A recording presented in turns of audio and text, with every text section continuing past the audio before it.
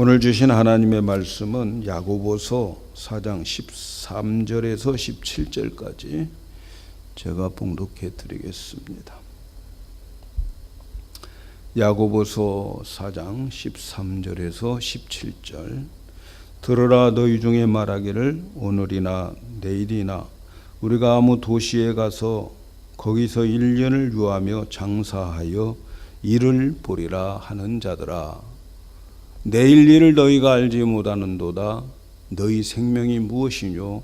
너희는 잠깐 보이다가 없어지는 안개니라.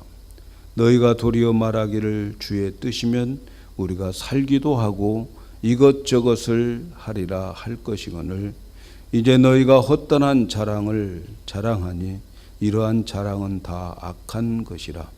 이러므로 사람이 선을 행할 줄 알고도 행치 아니하면 죄니라. 아멘. 할렐루야. 하나님의 뜻을 이루는 교회, 이렇게 제목을 가지고 은혜를 나누기를 원합니다. 미국 하버드 대학의 심리학 연구소에서 65세 된 정년 퇴임한 사람들을 대상으로 해서 앙케이트 조사를 했어요. 설문조사를 했어요. 그 내용은 정년 퇴직자들이 어떻게 살고 있는가, 그 조사의 유형을 4가지로 구분해서 살고 있더라 하는 것을 보았어요. 첫 번째 유형인데, 조사한 사람들의 3%, 이분들은 퇴직 후에도 남에게 의존하지 않고 최고의 부와 명예를 누리면서 떳떳하게 살아가는 노인들이었습니다. 그리고 두 번째 유형은 10%인데 별 불편 없이 퇴직 전과 마찬가지로 여생을 사는 노인들이었습니다. 그리고 60%의 세 번째 유형은 하루하루를 겨우 빠듯하게 살아가는 노인들이었어요. 네 번째 유형은 27%가 타인의 도움 없이는 살아갈 수 없는 노인들이었어요. 그래서 이 연구소는 왜 이런 결과가 나왔는가에 대해서 연구하기 위해서 이제는 역으로 추적을 해서 다시 설문조사를 했어요. 그런데 그 결과는 그 노인들이 살아가는 그 삶의 유형을 보니까 젊었을 때의 인생관의 관계가 있더라는 거예요. 젊은 사람들은 잘 들으셔야 될 것 같아요. 젊었을 때의 인생관이 달랐기 때문이다, 이런 결과를 얻었어요. 특별히 첫 번째 3%의 유형, 부유층 이분들은 젊었을 때의 목표를 구체적으로 세우고, 그리고 이 목표를 직접 글로 기록에 놓고 적극적으로 실천해서 행동으로 옮긴 이런 분들이 3% 안에 들었다는 거예요. 제가 기도를 할 때 많은 기도를 합니다. 그런데 특별히 기도 노트를 가지고 적어놓고 기도하는 것을 확인해 보면 거의가 다 응답이 되어지는 것을 보게 됩니다. 이 3%들, 젊었을 때에 나의 계획과 목표를 세우고 그걸 기록해 놓고 그리고 하나씩 적극적으로 실천에 옮겼을 때에 3% 안에 든 사람들이 다 그렇더라는 거예요.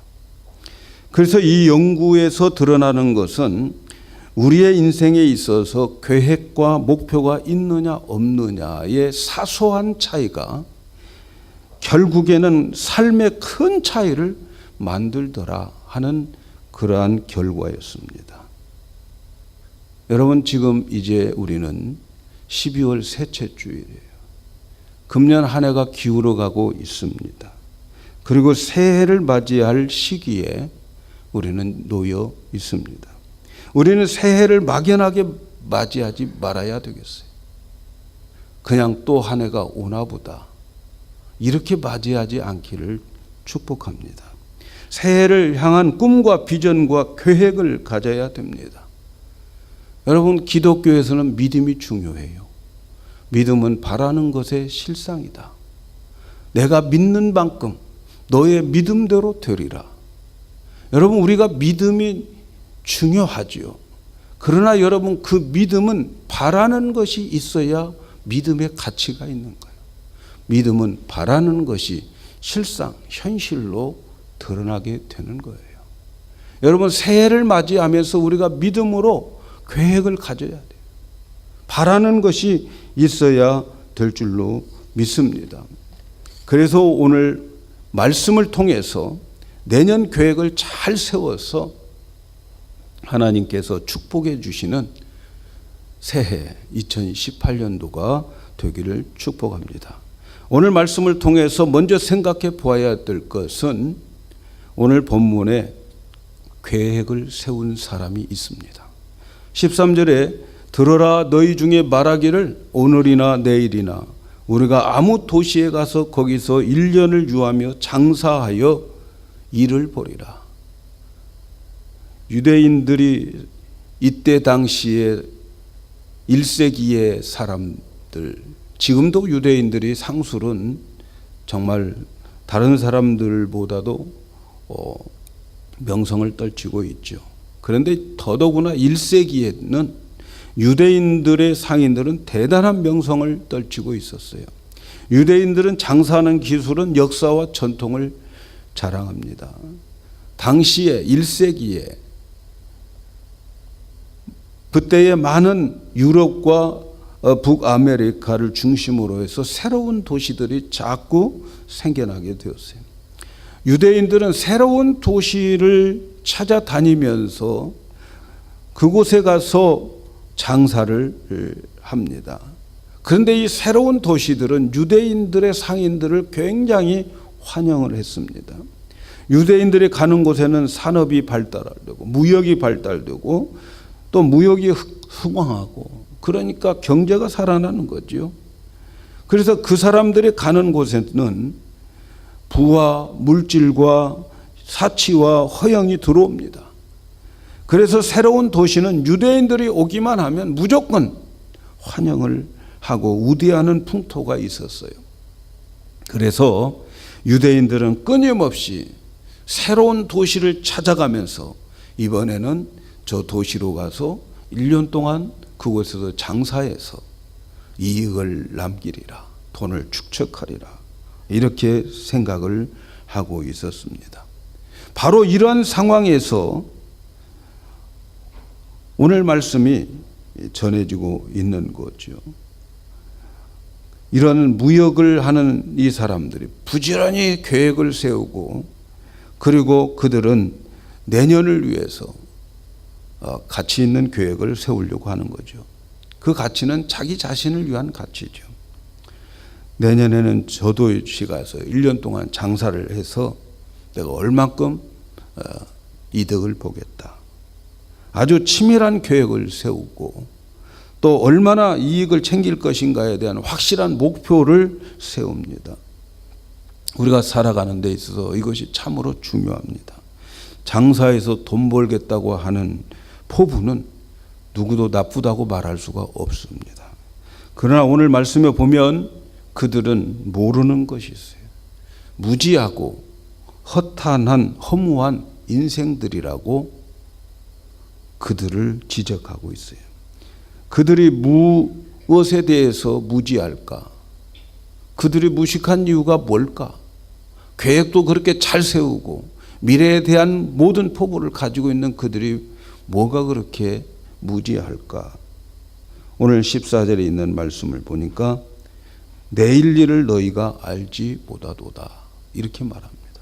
내일 일을 못해. 이 사람들이 모르고 있는 것, 그것은 우리의 미래가 불확실하고 우리의 미래의 삶이 불확실한 삶을 살고 있다고 하는 것을 모르고 계획만 세우고 있어요. 우리는 사람들이 계획을 세우지만 눈앞에 내일을 예측하지 못하는 것이 우리들의 삶입니다. 내일 일은 난 몰라요.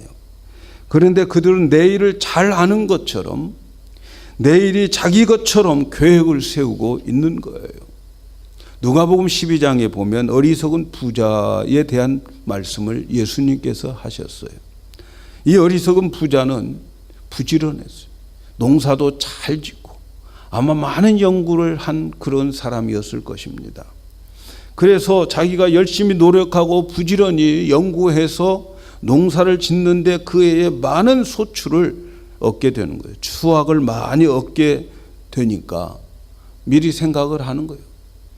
야, 이 정도 되면은 내가 가지고 있는 이 창고는 곡식 창고 부족하다. 그래서 이 창고를 더 잘 수리하고 또 늘려서 더 곡식 창고를 늘려 추수할 곡식을 저장해 놓아야 되겠다. 그렇게 해서 곡식 창고도 미리 잘 넓혀 놓습니다. 그리고 수확을 하지요. 그가 생각했던 대로 곡식 창고에 곡식이 가득 차여 있게 됩니다. 이 부자는 그 창고에 쌓여 있는 이 곡식들을 보면서 자신의 영혼을 향해서 독백처럼 외칩니다. 내 영혼아, 여러 해 쓸 물건을 쌓아두었으니까 평안히 쉬고 먹고 마시고 즐기자. 그런데 하나님은 그 부자에게 어리석은 자여, 오늘 밤 내 영혼을 도로 찾으리니 그러면 내 준비한 것이 누것이 되겠느냐, 이렇게 말씀합니다. 이 부자는 열심히 일하여 농사를 지었어요. 농사가 잘 되는 것을 보고 곡간을 넓히는 일을 시작할 만큼 미래지향적인 안목을 가지고 있는 사람이었어요. 그러나 그가 알지 못한 것이 있어요. 그날 밤의 일이, 바로 그날 밤의 일이 어떻게 될지를 몰라요. 그는 그 창고에 많은 물건을 쌓아놓고 그날 밤 하나님이 불러갈 줄은 몰랐던 거죠. 이처럼 우리는 미래가 불확실합니다. 내일이 불확실해요. 여기서 우리가 깨달아야 할 것이 뭡니까? 이 사람들이 계획을 세워서 내년에는 저 도시에 가서 장사해서 이만큼 이익을 남기겠다라고 하는 그들에게 깨달아야 될 것이 뭐예요? 그들은 하나님 없는 미래의 계획을 가지고 있다는 거죠. 하나님 없는 미래의 계획은 보장받지 못한다는 거예요. 성경이 말하는 것은 계획을 가지는 삶이 잘못된 것이 아니고 계획을 가지되 하나님을 염두에 두고 계획을 세우고 살아야 된다 하는 거예요. 하나님 없는 계획은 미래가 불확실하다는 거예요. 이 사람은 하나님 없이 내가 열심히 노력하고 내가 열심히 일하면 될 것이라고 생각하는 교만 속에서 살아가고 있습니다. 열심히 일하기만 하면 얼마든지 잘 살 수 있다고 생각하는 거죠. 혹시 여러분 가운데 말이죠. 내가 열심히 일하기만 하면 모든 것이 잘 될 거야, 이렇게 생각하신 분이 계시다면 오늘 말씀을 잘 들으셔야 됩니다. 성경은 우리에게 뭐라고 말씀합니까? 시편에 보면 127편에 여호와께서 집을 세우지 아니하시면 세우는 자의 수고가 헛되고 여호와께서 성을 지키지 아니하시면 파수꾼의 경성함이 허사라. 너희가 일찍이 일어나고 늦게 눕고 수고의 떡을 먹음이 헛되도다. 그러므로 여호와께서 사랑하는 자들에게 잠을 주신다. 하나님이 함께해 주시지 아니하시면 아무리 수고해서 집을 지어도 안 되는 거죠. 하나님이 함께해 주시지 아니하시면 보초 서는 사람들이 정신 바짝 차리고 보초를 서도 뚫리게 되어 있다는 거죠. 모든 것을 하나님이 함께해 주셔야 됩니다. 아무리 사람이 수고하고 일찍 일어나서 늦게까지 수고해도 하나님이 함께해 주시지 않으면 그들의 수고는 헛수고되게 한다는 거죠. 하나님이 없는 계획, 여러분 불확실한 거예요. 하나님이 함께 하시는 계획을 세우시기를 바랍니다. 그래서 인생의 지혜를 잠언에서 가르쳐 주는데 잠언 16장 9절에 사람이 마음으로 자기 길을 계획할지라도 그 걸음을 인도하는 자는 여호와니라. 우리가 마음으로 많은 것을 가지고 있어요. 많은 계획을 가지고 있어요. 그러나 그 계획을 달성할 수 있도록 내 발걸음을 인도하시는 분은 하나님이라는 것.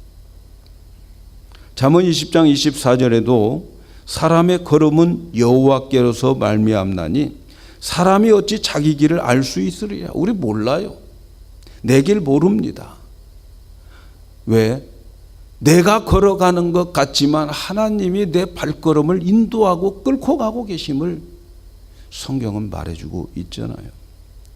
사람이 아무리 마음으로 계획을 잘 세워도 인생을 살아가는 걸음은 하나님이 인도하십니다. 인생은 내가 마음 먹는 대로 되는 것이 아니라 하나님의 뜻대로 된다는 것을 아는 것, 참으로 인생의 중요한 지혜 있는 사람입니다. 사랑하는 여러분, 2018년도 여러분들은 계획을 세우시기를 바랍니다. 치밀한 계획을 세우시기를 바라요. 그러나 그 세운 계획 속에 하나님이 빠지면 안 됩니다. 여러분의 계획 속에 하나님이 들어가야 됩니다.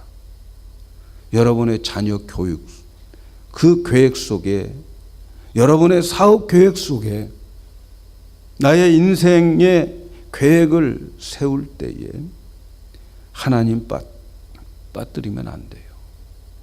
하나님이 들어가야 됩니다. 하나님과 함께 계획을 세우시고 하나님의 뜻과 하나님이 원하시는 위해서, 그 일을 위해서 계획을 세워보시기를 바랍니다. 우리의 미래는 하나님께 달려 있습니다.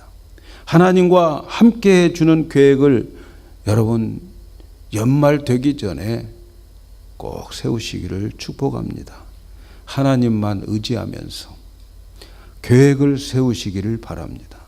살아가는 삶에는 여러분 영원한 것으로 하나님과 함께 세울 때에 가치 있는 나의 인생의 열매를 거두게 될 줄로 믿습니다. 두 번째 우리가 생각해 보아야 될 것은 내년 계획을 세우면서 기억해야 할 것이 있습니다. 여러분 꼭 내년 계획을 세우면서 기억해야 될 게 있어요. 그것은 우리 인생이 무엇인지를 알고 계획을 세우시기를 바랍니다. 오늘 말씀에 인생을 이렇게 표현합니다. 너희 생명이 무엇이뇨? 너희는 잠깐 보이다가 없어지는 안개니라. 여러분 요즘은 100세 시대라고 말하지요. 70세는 보통이지요. 90세, 100세까지 사는 사람들이 많이 있을 겁니다. 그러나 인생이 아무리 길다 하여도 하나님의 영광에 비춰보면 안개와 같은 존재들이라는 거죠. 여러분 우리 100살 살아도 하나님의 영원한 세계에 비추면 안개입니다. 안개같이 잠깐 있다가 햇볕 나면 없어지는 것이 우리의 인생입니다. 그런데 사람들은 인생이 영원히 지속될 것 같이 살아가요. 우리는 우리의 삶이 어느 날 반드시 중단된다고 하는 사실을 기억할 필요가 있습니다. 내년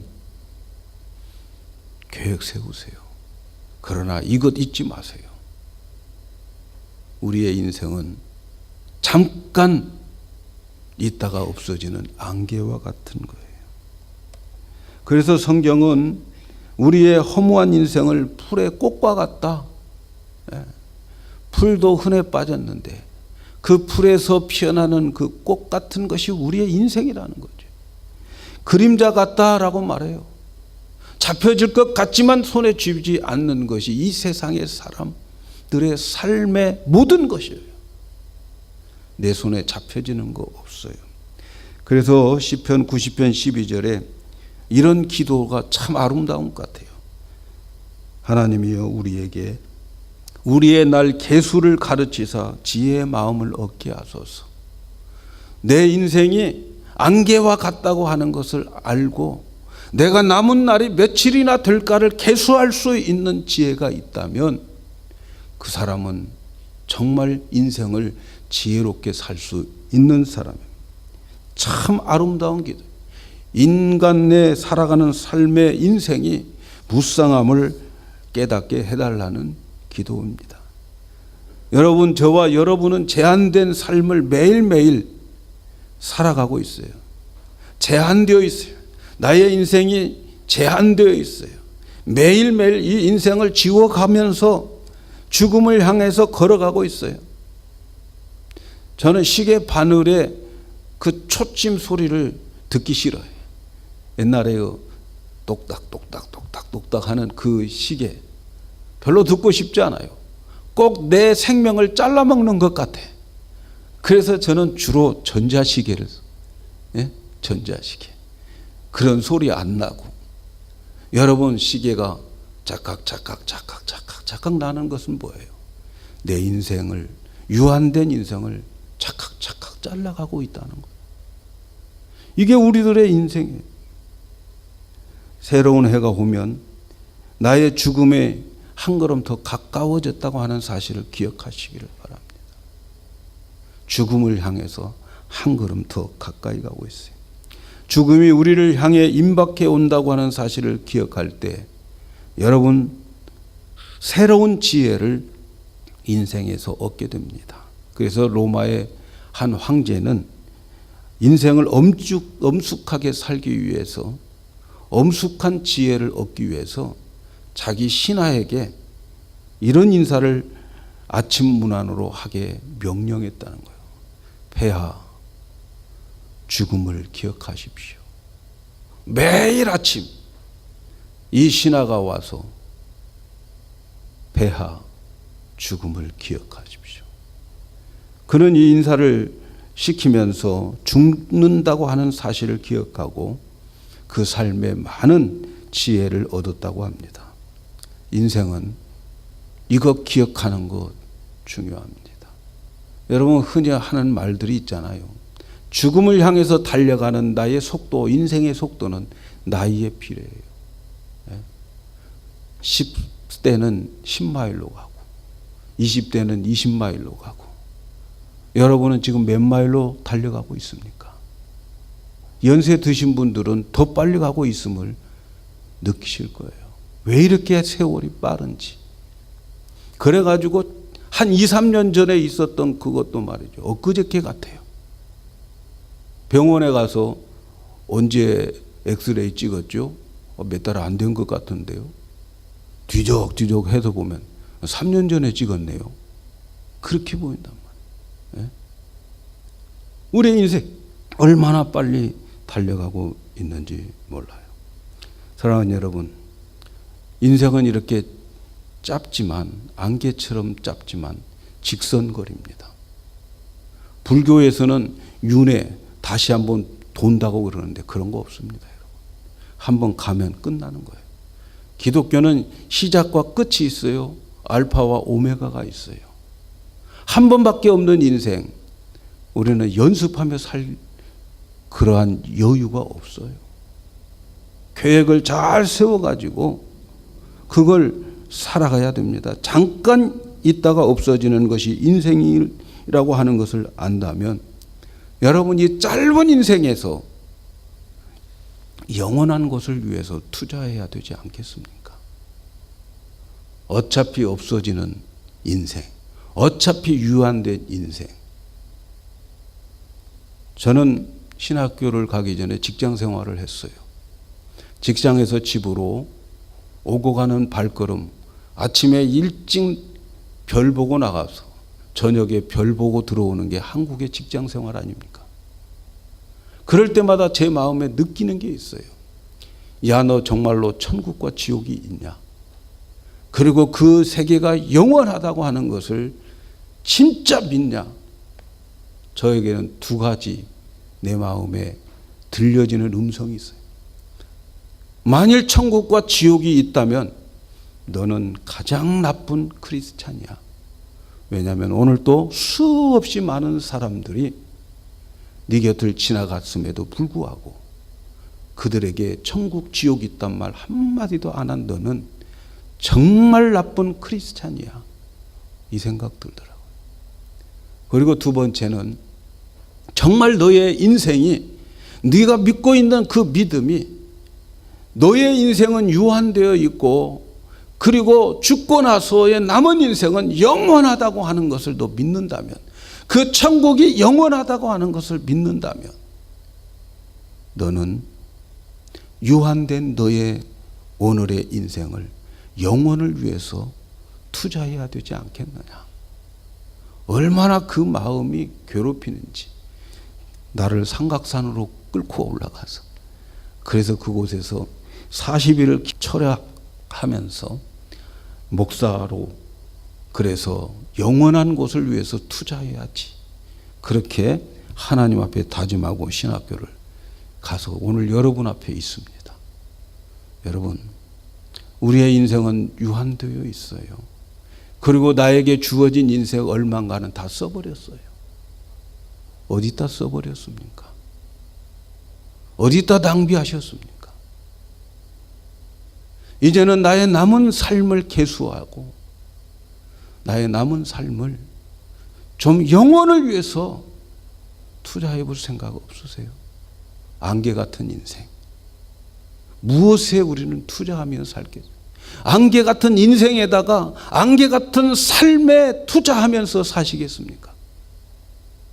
아니면 안개 같은 인생을 가지고 영원한 곳에 투자하며 사시겠습니까? 잠깐 있다가 없어지는 인생이라면, 이것을 안다면 우리는 이 짧은 인생을 영원한 곳에 투자해야 되지 않겠습니까? 가치 있는 곳에 투자해야 되지 않겠습니까? 세 번째 생각해 보아야 될 것은, 그래서 가치 있는 계획을 세우셔야 됩니다.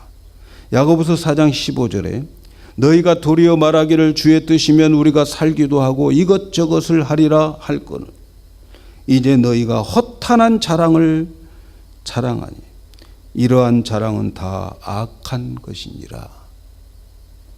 하나님의 뜻이 없어 자기 계획을 세우는 것 매우 어리석은 것이라고 말씀합니다. 그래서 우리의 계획 속에서 하나님의 뜻이 들어 있어야 됩니다. 우리가 계획하는 것이 하나님의 뜻을 알고 그 뜻을, 계획을 실천하기 위해서 계획을 세우셔야 돼요. 앞에서 자랑하는 사람들 1년 동안 계획을 세우고 자랑합니다. 그런데 하나님은 그러한 자랑을 허탄한 자랑이다 이렇게 말씀합니다. 그들의 계획은 땅의 것들을 세우고 있습니다. 땅의 것들은 결국은 허탄한 거예요. 땅의 것들, 허탄한 자랑입니다. 이 세상의 모든 것은 그림자입니다. 많은 사람들이 그림자를 가지고서 참 자랑 많이 합니다. 그림자. 내 것도 아닌데. 그리스의 알치비아데스라고 하는 사람이 하루는 소크라테스에게 찾아가서 자기가 소유한 토지가 매우 많다고 자랑을 늘어놓았어요. 그때 소크라테스가 안에 가서 뭘 하나 가지고 와서 쫙 폈는데 그게 세계 지도였어요. 그리고 알치비아데스에게 말합니다. 이 세계 지도에 당신 땅이 어디에 있는지 표시해서 그림 좀 그려보시오. 그랬다는 거예요. 그러니까 이 사람이 말하기를 농담하지 마세요. 내 토지가 아무리 많아도 세계 지도에 표시할 수 있겠어요? 그러더라는 거죠. 여러분이 가지고 있는 땅들, 여러분이 가지고 있는 소유의 그것, 세계 지도에 표시할 수 있어요? 그렇게 말하니까 소크라테스가 점잖게 말했습니다. 당신의 토지가 지도에 표시할 수 없다면 그까지 토지 가지고 있다고 해서 그렇게 자랑을 늘어놓을 필요가 없지 않습니까? 사랑하는 여러분, 여러분이 세우려고 하는 계획이 이 땅의 것으로 되어 있다면 허탄한 것이죠. 여러분이 세운 계획이 허탄한 것에 세워지지 않기를 축복합니다. 내가 세우는 계획이 그 속에 주님의 뜻이 있고, 그리고 주님의 일이 있고, 그리고 주님이 기뻐하실 계획을 꼭 세우시기를 축복합니다. 하나님의 뜻을 순종하는 자들에게는 상급이 있습니다. 그 상급 중에 가장 큰 상급이 뭘까요? 여러분, 하나님이 우리에게 주시는 상급 중에서 가장 큰 상급이 뭘까요? 이 땅에 살아가면서 주시는 상급, 뭘 것 같아요? 하나님의 뜻을 찾아서 살아가는 자들에게는 하나님께서 주시는 상급이 기도응답입니다. 기도응답이에요. 요한일서 5장 14절 15절, 그를 향하여 우리의 가진 바 담대한 것은 이것이니 그의 뜻대로 무엇을 구하면 들으심이라. 우리가 무엇이든지 구하는 바를 들으시는 줄 안즉 우리가 그에게 구한 것을 또한 줄 줄로 아느니라. 하나님의 뜻을 순종하는 자들에게 여러분 기도응답이 있습니다. 하나님은 내 기도 응답하지 않아. 왜 하나님은 이렇게 내 기도는 응답하지 않을까? 돌이켜보세요. 내가 하나님의 뜻에 순종하고 있는지 아니면 불순종하고 있는지 한번 점검을 해보시기를 바랍니다. 하나님의 뜻대로 사는 자들, 영원한 상급도 있습니다. 하나님의 뜻을 따라서 살아갈 때 우리는 영원한 가치를 남기게 되고, 그리고 하늘의 상급을, 영원한 기업을 쌓게 됩니다. 그래서 여러분, 우리가 이 세상을 살아갈 때에 우리는 이 세상에서 하나님의 뜻을 이루는 그런 자들이 되어야 됩니다. 조지 두엣 목사님, 침례교회 목사님이신데, 이 목사님은 아주 유명한 명언을 했어요. 하나님의 뜻을 아는 것은 가장 위대한 지식이다. 그리고 하나님의 뜻을 행하는 것은 가장 위대한 업적이다. 하나님의 뜻을 행하기 위해서, 그래서 여러분 하나님의 뜻을 알아야 돼요. 위대한 지식을 가지셔야 돼요. 하나님은 자기의 뜻을 알기를 원하고 계십니다. 그 뜻을 아는 데에는 한 가지 조건이 있어요. 그것은 하나님의 뜻을 알려줄 때에 그 사람이 순종할 마음이 있는가 합니다. 그래서 여러분, 하나님의 뜻을 알기를 원하는 사람들은 하나님이 나에게 뜻을 가르쳐 주실 때 순종할 각오를 가지고 하나님의 뜻을 물으셔야 돼요. 그러면 하나님은 반드시 그 뜻을 가르쳐 주십니다. 하나님의 뜻을 아는 데 있어서 하나님은 우리에게 미스테리 같이 우리에게 그 뜻을 감춰놓지 않습니다. 우리가 성경을 펴서 읽을 때 하나님의 뜻을 발견할 수 있고, 우리가 기도를 할 때에 하나님의 뜻을 확신할 수 있어요. 그래서 여러분, 우리는 하나님의 뜻을 아는데 좀 노력하셔야 돼요. 내년에 나를 향한 하나님의 뜻이 무엇인가 알기 위해서 성경을 펴고 좀 노력하시고, 그리고 그 뜻이 진짜인지 기도해 보세요. 확신을 주십니다. 오늘 말씀 17절에 하나님께서 이러므로 사람이 선을 행할 줄 알고도 행치 아니하면 죄니라. 사랑하는 여러분, 여러분이 세운 계획이 하나님이 축복 가운데 이루어질 것이면 그것을 가지고서 하나님을 위해서 사용하겠다고 하는 그런 각오가 있어야 돼요.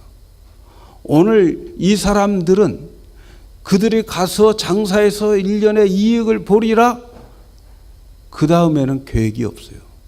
하나님도 없어요. 아무것도 없어요. 여러분, 하나님이 나에게 내가 계획한 것을 하나님 뜻을 이루기 위해서 주셨다고 믿으시면 이제는 그 뜻을 순종해야 되는 거예요. 우리 한국말에 화장실 갈 때하고 나올 때하고 자세가 틀리다는 거 아니에요. 마음이 틀리다는 거 아닙니까? 태도가 틀려지면 안 돼요. 하나님의 축복을 받고 하나님의 뜻을 위해서 쓰여지는 여러분들이 되셔야 됩니다. 여러분, 내가 지금은 얼마든지 하나님의 선한 일을 할 수 있는데 그것을 지금 하지 못하고 있는 자들에게 말씀합니다. 사람이 선을 행할 줄 알고도 행치 아니하면 죄다. 이렇게 말씀해요. 지금까지 선한 일을 행할 기회를 주셨는데 기회를 주셨고 할 수 있음에도 불구하고 앞날에 여러분 그것을 하지 못했다면 앞날에 하나님의 뜻을 이룬다는 보장 없습니다. 지금까지 하나님이 나에게 기회 주셨어요. 할 수 있는 능력도 있어요. 그런데 내가 못했어요. 그런 사람이 하나님 앞에 하나님 내년에 제가 이런 계획을 주시고 이런 계획을 하나님이 주셨는데 이것 성취되면 내가 반드시 하나님 뜻을 이루겠습니다. 하나님 안 속습니다. 절대로 속지 않아요. 지금 선을 행할 줄 알면서도 행치 아니하면 그 사람은 이미 죄를 지었어요. 회개해서 축복의 주인공이 되시기를 바랍니다. 그리고 마음을 하나님께 드리시기를 바라요. 오늘 말씀에 나온 사람들은 성공하고 난 다음에 하나님에 대한 계획이 없는 사람들이에요. 저는 우리 성도 여러분들이 하나님을 의지하여서 계획을 꼭 세우시기를 축복합니다. 그래서 하나님과 함께 시작하고 그래서 그 일을 하나님이 도와주셔서 열매를 거두고 그래서 새로운 한 해가 축복의 한 해가 되기를 축복합니다. 하나님 없는 계획을 세우는 그런 교만에서 벗어나시기를 바랍니다. 하나님의 뜻을 이루어서 하나님이 약속하신 대로 항상 여러분 기도할 때마다 응답받는 그 선물을 내년에는 꼭 받으세요. 그래서 우리 인생은 어렵고 힘들 때가 너무 많아요. 많지만 겁낼 것 없어요. 왜? 내가 주님 앞에 나와서 기도하기만 하면 하나님이 다 해결해 주시, 응답해 주십니다. 이것은 주님의 뜻을 향하여서 행하기를 원하는 자들, 그리고 그 뜻을 행하는 자들입니다. 제가 참 걱정하는 것은 하나님의 우리에게 주시는 많은 복, 많은 할 수 있는 선을 행할 수 있는 능력이 있고 기회가 있고 그럼에도 불구하고 내가 게을러서 계산함으로 계산의 길 두드리다가 그거 못한 자들이 있다면 여러분 회개하셔요. 회개하시고 하나님 앞에 다짐하시고 여러분의 진실을 하나님께 보여주세요. 그리고 하나님 정말 이 계획이 주님의 뜻을 위한 계획입니다. 주님을 위해서 세운 계획입니다. 그렇게 하나님 앞에 인정받고 계획을 세워서 내년에는 복된 한 해가 되기를 주의 이름으로 축복합니다.